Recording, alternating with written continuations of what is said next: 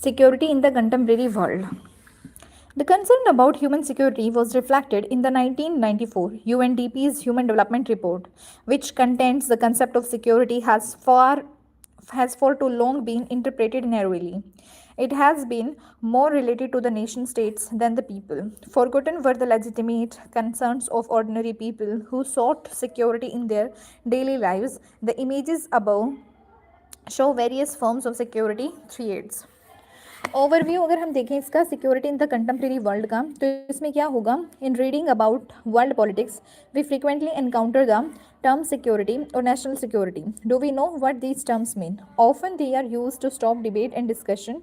We hear that an issue is a security issue and that it is vital for the well-being of the country. The implication is that it is too important or secret to be debated and discussed openly. We see movies in which everything surrounding national security is shadowy and dangerous. Security seems to be something that is not the business of the ordinary citizen. In a democracy, surely this cannot be the case. As citizens of a democracy, we need to know more about the term security. What exactly is it? And what are the Indian security concerns? This chapter debates these questions. It introduces two different ways of looking at security and highlights the importance of keeping in mind different contexts or situations which determine our view of security.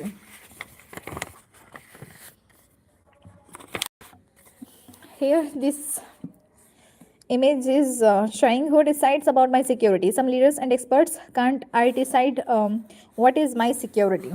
इधर जो है ये क्या है? Taming peace. Have you heard of peacekeeping force? Do you think this is paradoxical term? What is security? At its most basic, security implies freedom from threats. Human existence and the life of a country are full of threats.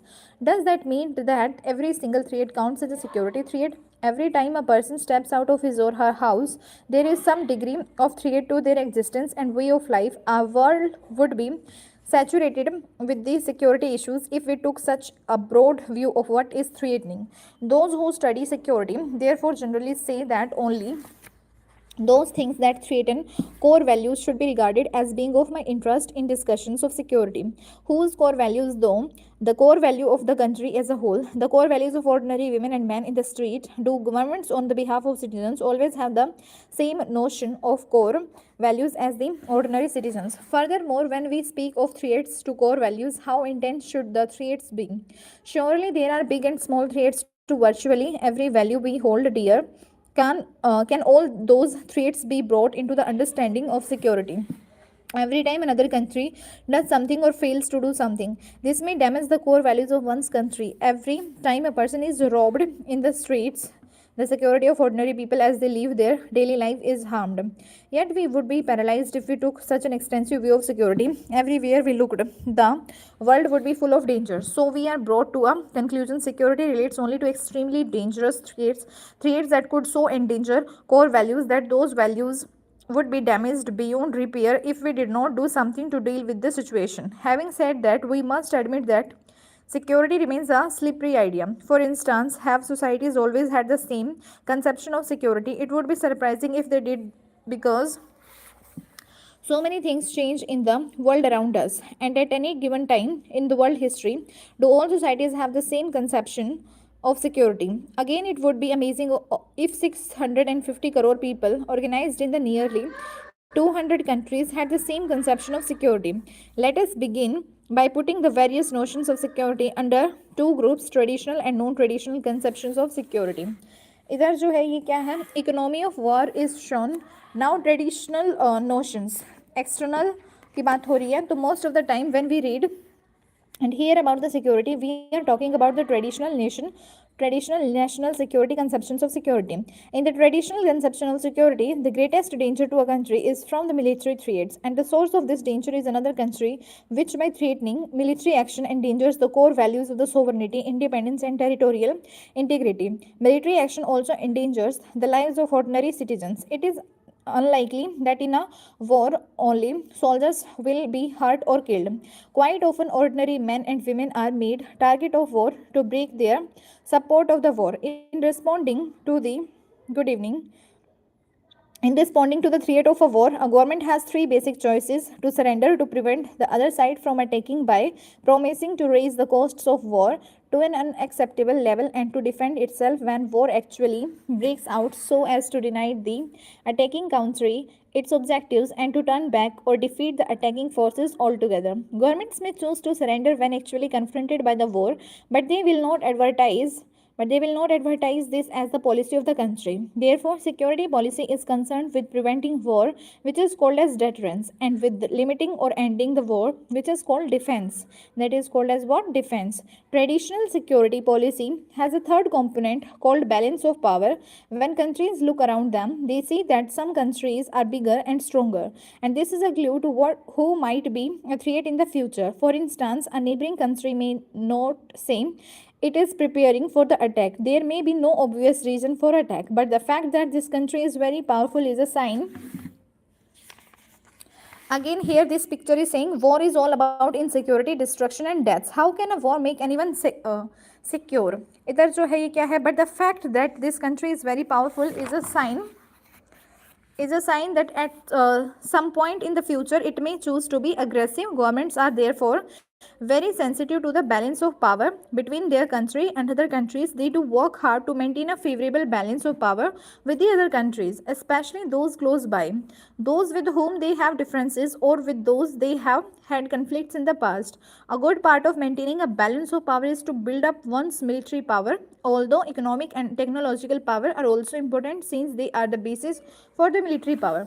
Here this picture is showing how do the big powers react when new countries claim nuclear status. On what basis can we say that some countries can be trusted with the nuclear weapons while others can't be?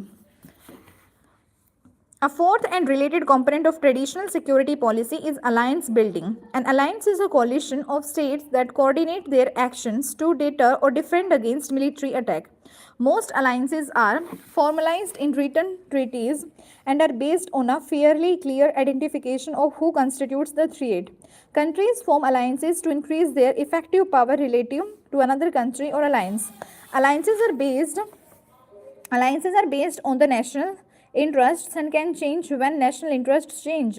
For example, the US backed the Islamic militants in Afghanistan against the Soviet Union in the 1980s, but later attacked them when Al-Qaeda, a group of Islamic militants led by Osama bin Laden, launched terrorist strikes against America on 11 September 2001. In the traditional view of security, then most threats to a country's security come from outside its borders. That is because the international system is rather brutal arena in which there is no central authority capable of controlling behavior. The name of this chapter is Security in the Contemporary World. So, in the traditional view of security, then most threats to a country's security come from the outside its borders. That is because the international system is a rather brutal arena in which there is no central authority capable of controlling behavior within a country.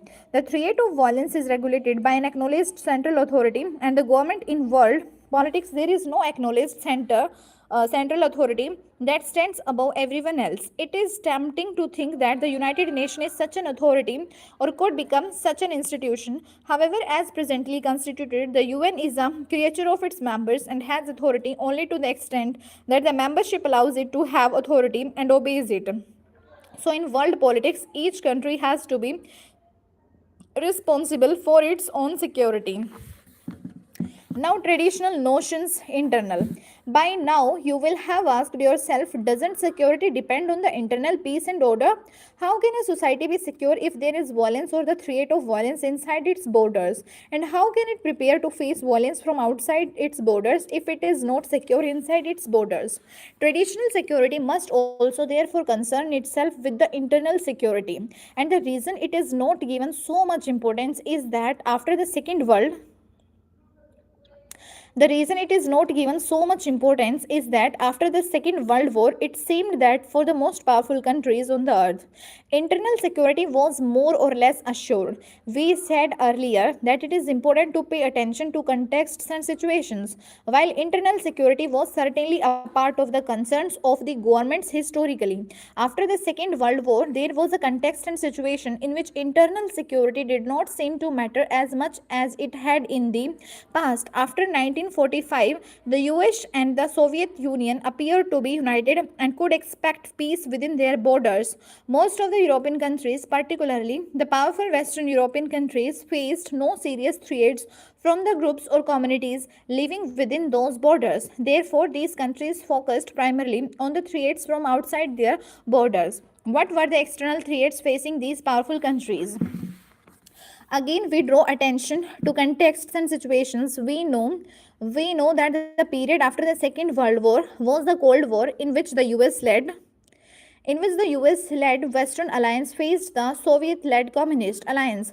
Above all, the two alliances feared a military attack from each other. Some European powers, in addition, continued to worry about the violence in their colonies. From colonized people who wanted independence, we have only to remember the French fighting in the Vietnam in the 1950s or the British fighting in the Kenya in the 1950s and the early 1960s.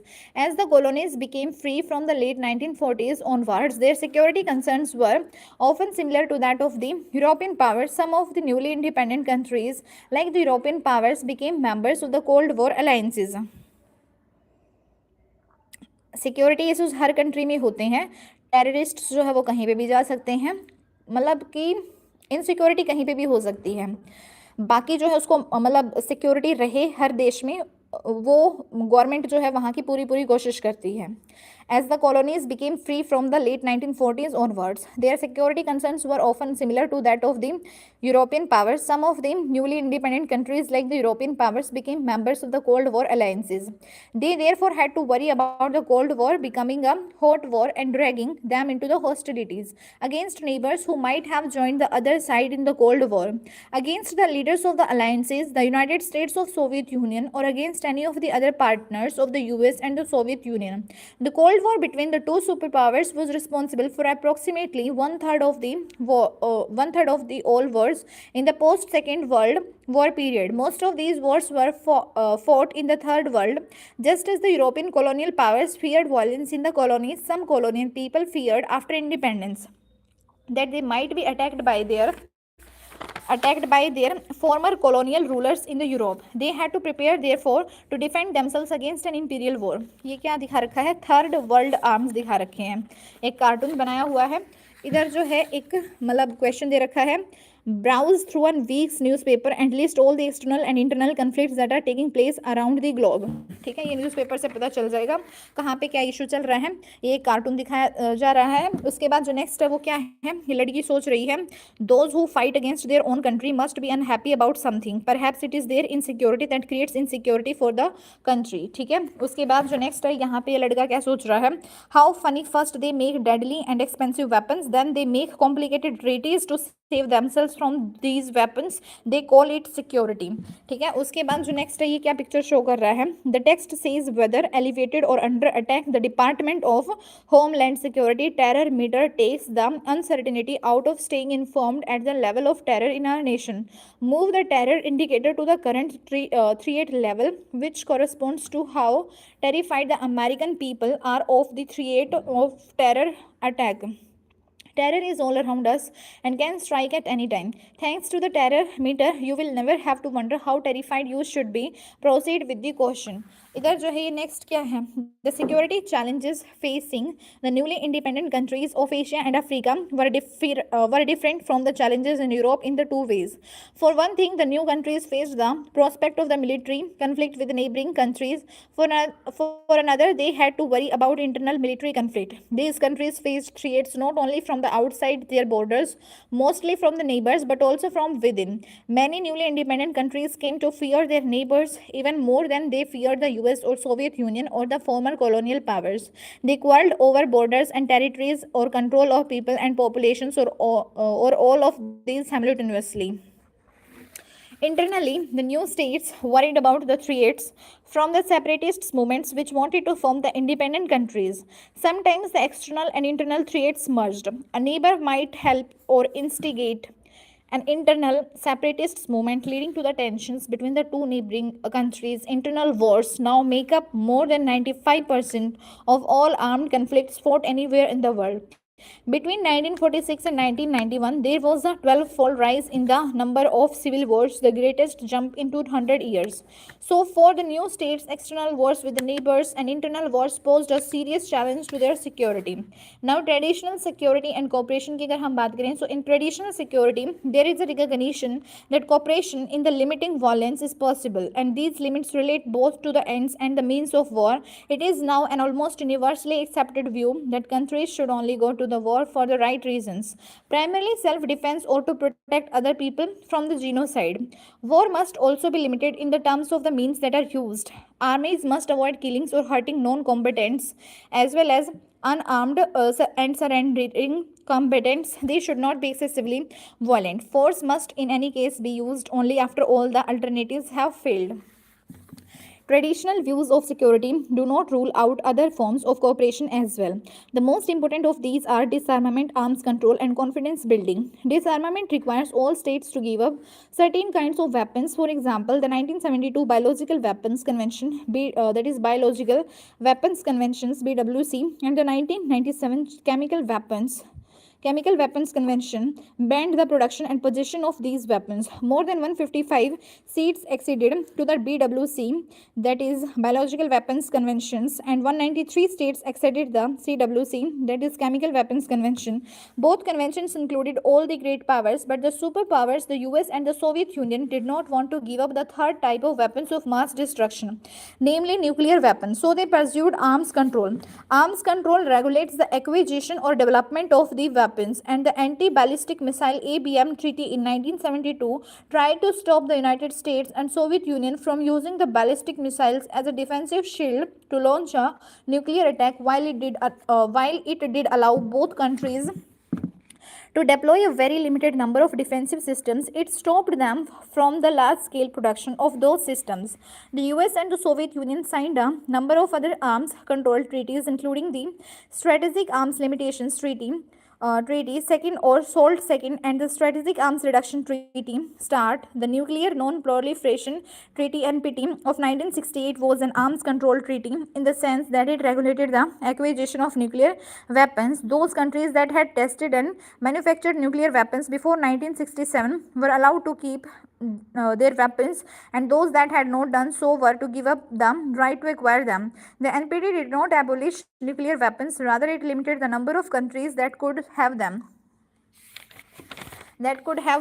And traditional security also accepts confidence building as a means of avoiding violence. Confidence building is a process in which countries share ideas and information with their rivals. They tell each other about their military intentions and up to a point their military plans. This is a way of demonstrating that they are not planning a surprise attack, and they also tell each other about the kind of forces they possess, and they may share information on where those forces are deployed. In short, confidence building is a process designed to ensure that rivals do not go war through misunderstanding or misperception. आपको मैं क्या task दूँ? मैं बहुत ज़्यादा दुखी हूँ. एक तो इतना सारा वास्ट सिलेबस होता है, कहीं पे पॉलिटिकल साइंस पढ़ना, कहीं पे हिस्ट्री, कहीं पे ज्योग्राफी, कहीं पे इकोनॉमिक्स, कहीं पे करंट अफेयर्स, कहीं पे साइंस एंड टेक्नोलॉजी और रीजनिंग, मैथ्स, कहीं पे इंग्लिश लैंग्वेज, कहीं पे हिंदी लैंग्वेज, कहीं पे 2-4 चीज़ें और रह गई. इतना सारा वास्ट सिलेबस मेरे को आता जाता है नहीं. मेरे कॉम्पिटिटिव पेपर्स कैसे निकलेंगे? आपका तो स्कूल का सिलेबस होगा, वो अपना कंप्लीट करते रहो टाइम पे. Now we are talking, that is what I call real security for real human beings. इधर क्या है ये? Non traditional notions of the security go beyond military threats to include a wide range of threats and dangers affecting the conditions of human existence. They begin by questioning the traditional referent of security. In doing so, they also question the other three elements of security. What is being secured from what kind of threats and the approach to security? When we say referent, we mean security for whom? Security for whom? In the traditional security conception, the referent in the states with its territory and governing institutions. In the non-traditional conceptions, the referent is expanded when we ask security for whom. Proponents of non-traditional security reply not just the state but also individuals or communities or indeed all of humankind. Non-traditional view of security have been called human security or global security. सारा complete हो गया. So now you can play, you can enjoy. Human security is about the protection of people more than the protection of states. Human security समझ गए क्या होता है.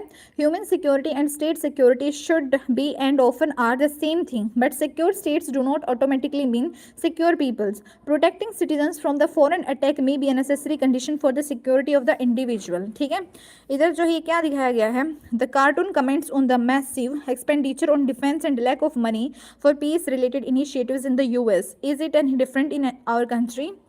इधर जो है हम क्या बात कर रहे थे. इधर हम बात कर रहे थे protecting citizens from the foreign attack may be a necessary condition for the security of individuals, but it is certainly not a sufficient one. Indeed, during the last 100 years, more people have been killed by their own governments than by the foreign armies. All proponents of human security agree that its primary goal is the protection of individuals. However, there are differences about the precisely what threats individuals should be protected from.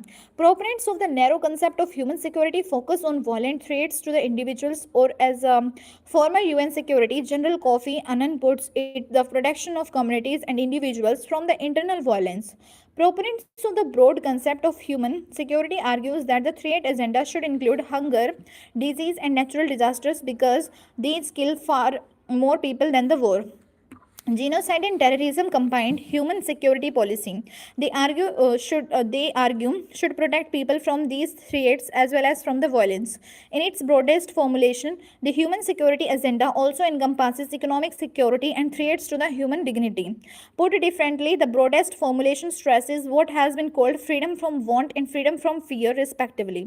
The idea of global security emerged in the 1990s in response to the global nature of threats such as global warming, international terrorism, and health epidemics like AIDS and bird flu, and so on. No country can resolve these problems alone, and in some situations, one country may have to disproportionately bear the brunt of a global problem, such as environmental degradation. For example, due to global warming, a sea level rise of 1.5 to 2.0 meters would flood 20% of Bangladesh, inundate most of the Maldives, and threaten nearly half the population of Thailand. And since these problems are global in nature, international cooperation is vital, even though it is difficult to achieve. यहाँ पे एक poster दिखाया गया है, don't take the security out of social security. इधर है new sources of threats.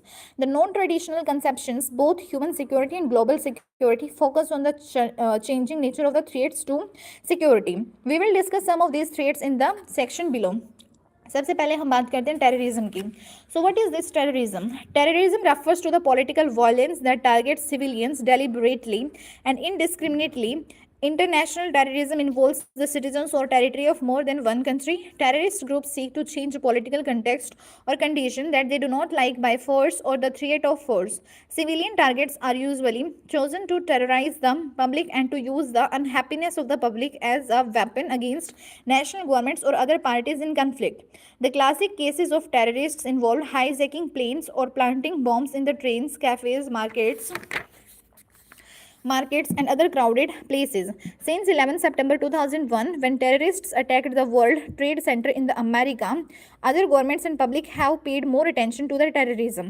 Though terrorism itself is not new, in the past most of the terror attacks have occurred in the Middle East, Europe, Latin America and South Asia. ठीक है, ये जो है क्या दिखाया गया है, taking the train.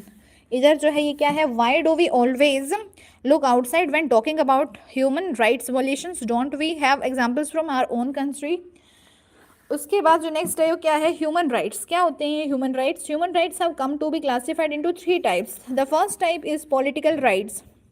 such as freedom of speech and assembly. The second type is economic and social rights. The third type is the rights of colonized people or ethnic and indigenous minorities. While there is broad agreement on this classification, there is no agreement on which set of rights should be considered as universal human rights, nor what the international community should do when rights are being violated.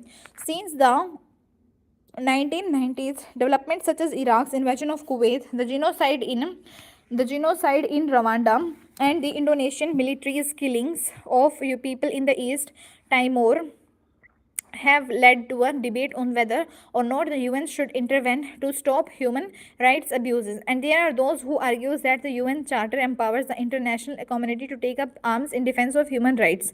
Others argue that the national interests of the powerful states will determine which instances of the human rights violations the UN will act upon. Now let's talk about the global poverty. So global poverty is another source of insecurity. World population now at 760 crore will grow to the nearly 1000 crore by the middle of the 21st century. Currently, half the world's population growth occurs in just 6 countries: India, China, Pakistan, Nigeria, Bangladesh, and Indonesia. Among the world's poorest countries, population is expected to triple in the next 50 years, whereas many rich countries will see population shrinkage in that period. High per capita income and low population growth make rich states or rich social groups get richer, whereas low incomes and high population growth reinforce each other to make poor states and poor groups get poorer. इधर जो next है वो क्या है, globally this disparity contributes to the gaps between the northern and southern countries of the world. Within the south, disparities have also sharpened, as a few countries have managed to slow down population growth and raise incomes while others have failed to do so. For example, most of the world's armed conflicts now take place in the sub-Saharan Africa, which is also the poorest region of the world. At the turn of the 21st century, more people were being killed in the wars in this region than in the rest of the world combined. Poverty in the south has also led to large-scale migration to seek a better life, especially better economic opportunities in the north. This has created international political frictions. International law and norms make a distinction between migrants and those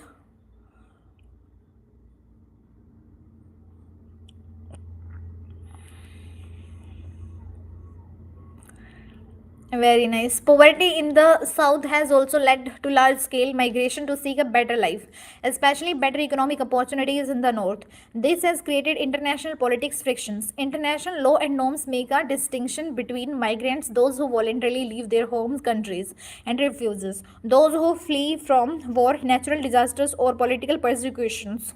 States are generally supposed to accept refugees, but they do not have to accept migrants. While refugees leave their country of origin, people who have fled their homes but remain within national borders are called internally displaced people. Kashmiri Pandits that fled the violence in the Kashmir Valley in the early 1990s are an example of an internally displaced community. इधर जो है ये क्या है, take a map of Africa and plot various threats to the people's security on that map. इधर जो है ये दिखाया गया है रिफ्यूजेज इन द वर्ल्ड 2017 के अकॉर्डिंग डाटा है, where the world's displaced people are being hosted.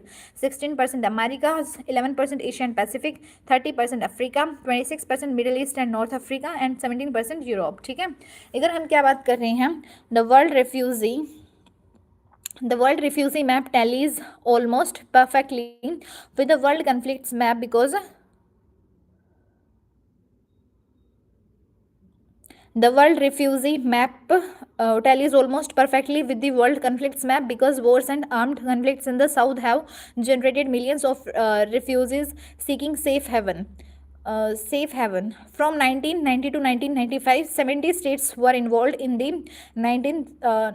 93 wars, which killed about 55 lakh people. As a result, individuals and families and at times whole communities have been forced to migrate because of generalized fear of violence or due to the destruction of livelihoods, identities, and living environments. A look at the correlation between wars and refugee migration shows that in the 1990s, all but 3 of the 16 refugee flowed coincided with an internal armed conflict. Health epidemics की अगर हम बात करें, such as HIV, AIDS, bird flu and severe acute respiratory syndrome, SARS क्या है ये? Severe acute respiratory syndrome SARS have rapidly spread across countries through the migration, business, tourism, and military operations. One country's success or failure in the limiting the spread of these disease affects infections in the other countries. By 2003, by 2003, an estimated 4 crore people were infected with the HIV/AIDS worldwide, two-thirds of them in Africa and half of the rest in the South Asia. In North America and other industrialized countries, new drugs therapies dramatically lowered the death rate from the HIV/AIDS in the late 1990s. But these treatments were too expensive to help the poor regions like Africa, where it has proved to be a major factor in driving the region backward into the deeper poverty. ये क्या image show की गई है? ये है how should the world address issues shown here. इधर है other new and poorly understood disease such as corona ebola virus और hanta virus and hepatitis C have emerged, while old diseases like tuberculosis, malaria, dengue, fever, and cholera have mutated into drug-resistant forms that are difficult to treat. Epidemics among the animals have major economic effects since the late 1990s. Britain has lost billions of dollars of income during an outbreak of the mad cow disease, and bird flu shut down supplies of poultry exports from the several Asian countries. Such epidemics demonstrate the growing interdependence of states, making their borders less meaningful than in the past and emphasize the needs for the international cooperation. Yes, expansion of the concept of security does not mean that we can include any kind of disease or distress in the ambit of security. If we do that, the concept of security stands to lose its coherence. Everything could become a security issue. To qualify as a security problem, therefore, an issue must share a minimum common criterion, say, of threatening the very existence of the referent a state or group of people, though the precise nature of this threat may be different. For example, the Maldives may feel threatened by the global warming because a big part of its territory may be submerged with the rising sea level. Whereas for countries in the southern Africa, HIV/AIDS poses a serious threat as 1 in the 6 adults has the disease, 1 in 3 for the Botswana, the worst case in 1994. The Tutsi tribe in Rwanda faced a threat to its existence as nearly 5 lakh of its people were killed by the rival Hutu tribe in a matter of weeks. And this shows that non-traditional conceptions of security, like traditional concepts of security, vary according to the local contexts. Next जो है वो क्या है? Cooperative security. इधर क्या है? ये world blindness show किया गया है इस इमेज के थ्रू. ये क्या बच्चा बोल रहा है? I feel happy when I hear that my country has nuclear weapons, but I don't know how exactly it makes me and my family more secure. इधर जो है ये क्या है? Cooperative security. We can see that dealing with many of these non traditional threats to security require cooperation rather than military confrontation. Military force may have a role to play in combating terrorism or in enforcing human rights, and even here there is a limit to what force can achieve, but it is difficult to see what force would do to help alleviate the poverty, manage migration and refugee movements, and control epidemics. Indeed, in most cases the use of military force would only make matters worse. Far more effective is to devise strategies that involve international cooperation. Cooperation may be bilateral, that is between any two countries, regional, continental, or global. It would all depend on the nature of the threat and the willingness and the ability of countries to respond. Cooperative security may also involve a variety of other players, both international and national. International organizations, the UN, the World Health Organization, the World Bank, the IMF, etc. Non-governmental organizations. क्या permission लेनी है आपको? लो. इधर जो है वो क्या है? कोऑपरेटिव सिक्योरिटी में also involve a variety of other players, both international and national. International organizations, the UN, the World Health Organization, the World Bank, the IMF, non-governmental organization, Amnesty International, the Red Cross, private foundations and charities, religious organizations, trade unions, associations, social and development organizations, businesses and corporations and great personalities. Example हो गया इसमें mother Teresa, Nelson Mandela. Cooperative security may involve the use of force as the last resort, and the international community may have to sanction the use of force to deal with the governments that kill their own people or ignore the misery of their populations who are devastated by the poverty, disease, and catastrophe. It may have to agree to the use of violence against the international terrorists and those who harbor them. Non-traditional security is much better when the use of force is sanctioned and applied collectively by the international community rather than when an individual country decides to use force on its own. India's security strategy की बात करें तो India has faced traditionally military and non-traditional threats to its security that have emerged from within as well as outside its border. Its security strategy has four broad components which have been used in a very varying combination and from time to time. The first component was strengthening its military capabilities because India has been involved in the conflicts with its neighbors.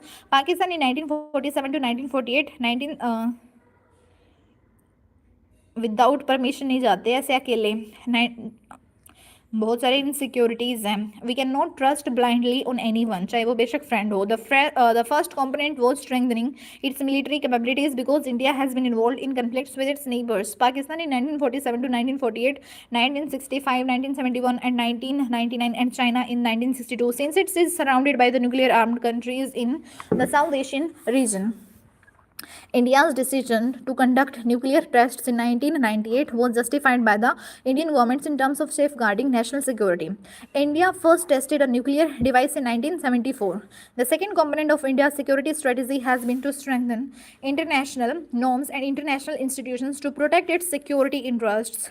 India's first Prime Minister Jawaharlal Nehru supported the cause of Asian solidarity, decolonization, disarmament, and the UN as a forum in which international conflicts could be settled. India also took initiatives to bring about a universal and non-discriminatory, non-proliferation regime in which all the countries would have the same rights and obligations with respect to the weapons of mass destruction, nuclear, biological, chemical. It argued for an equitable new international economic order (NIEO). Most importantly, it used non-alignment to help the carve out an area of peace outside the bloc politics of the two superpowers. India has joined 160 countries that have signed and ratified the 1997 Kyoto Protocol, which provides a roadmap for reducing the emissions of greenhouse gases. To check the global warming, Indian troops have been sent abroad on the UN peacekeeping missions in support of cooperative security initiatives. The third component of the Indian security strategy is geared towards meeting security challenges within the country, and several militant groups from the areas such as the Nagaland, Mizoram, the Punjab and Kashmir among others have from time to time sought to break away from the India. India has tried to preserve national unity by adopting who I am to give you permission. It is not good. India has tried to preserve national unity by adopting a democratic political system which allow different communities and groups of people to freely articulate their grievances and share political power. Finally, there has been an attempt in India to develop its economy in a way that the vast mass of citizens are lifted out of poverty and misery and huge economic inequalities are not allowed to exist. The attempt has particularly succeeded. We are advancing towards overcoming poverty and inequality. Yet democratic politics allows spaces for articulating the voice of the poor and the deprived citizens. There is a pressure on the democratically elected governments to combine economic growth with the human development. Thus, democracy is not just a political ideal. A democratic government is also a way to provide greater security. You will read more about the success and failures of Indian democracy in this respect in the textbook on politics in India since independence. इधर जो है ये क्या है, compare the expenditure by the Indian government on traditional security with its expenditure on the non traditional security. इधर जो next है वो क्या है, लेट्स डू इट टुगेदर. फिर से एक्टिविटी दे रखी है, इसमें है narrate the following imaginary situation of 4 villages settled on the banks of a river. तो नेक्स्ट जो है ये है Kotabag, Gewali, Kandali and Gopa are the villages adjoining each other besides a river. People in Kotabag were the first settlers on the river banks and they had an uninterrupted access to abundant natural resources available in the region. Gradually, people from the different regions started coming to this region because of the abundant natural resources and water.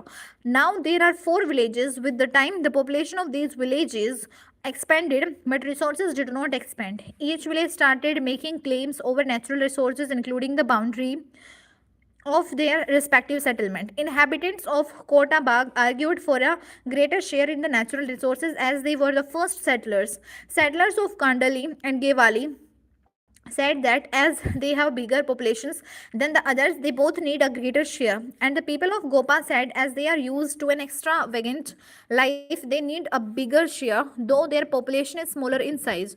All four villages disagreed with each other's demands and continued to use the resources as they wished. This led to frequent clashes among the villages. Gradually, everybody felt disgusted with the state of affairs and lost their peace of mind. Now they all wish to live the way they had lived earlier, but they do not know how to go back to that golden age. Make a brief note describing the characteristics of each village, and the description should reflect the actual nature of present day nations. Divide the classroom into the four groups. Each group is to represent a village. Hand over the village notes to the respective groups. The teacher is to allot a time 15 minutes for group discussion on how to go back to the golden age. Each should develop its own strategy. All groups are to negotiate freely among themselves as village representatives to arrive at a solution within 20 minutes. Each would put forth its arguments and counter arguments. The result could be an amicable agreements accommodating the demands of all, which seldom happens, or the entire negotiation or discussion ends without achieving the purpose.